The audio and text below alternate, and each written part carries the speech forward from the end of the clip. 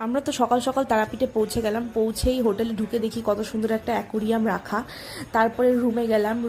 রুমটাও বেশ সুন্দর করে গোছানো ছিল। তো স্নানটা কমপ্লিট করে চলে এসে চা বানিয়ে একটু খেয়ে নিলাম।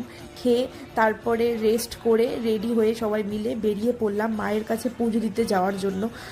পুজো দিতে যাচ্ছিলাম, তখন দোকানগুলো বেশ ভালোই লাগছিল দেখে। তারপরে এত পদ্ম, ওখানে পদ্মগুলো দেখে তো আরও মন ভরে গেল। সাদা পদ্ম, তারপরে পিঙ্ক কালারের পদ্মটা খুব ভালো লাগছিল দেখে। তারপরে আমরা সবাই একটা করে ঠাকুরের জন্য মালা কিনলাম, তো মাকে পরানোর জন্য। তো তারপরে আমরা ঢুকলাম পুজো দিতে। তো মাকে বেশ ভক্তি ভরে, মন ভরে মাকে পুজো দেওয়া হলো। দেখলাম, দেখে খুব শান্তি লাগলো মাকে। তারপরে পুজো দিয়ে বেরোলাম। বেরিয়ে নিয়ে মায়ের যে ভোগটা হয় আর কি, মাছের মাথা দিয়ে যেই ভোগটা হয়, সেই ভোগটা সবাইকে দেওয়া হলো। গেলাম শ্মশানের মন্দিরে প্রণাম করে আমরা রুমে চলে আসলাম। এসে খাওয়া দাওয়া কমপ্লিট করে নিলাম। টাটা।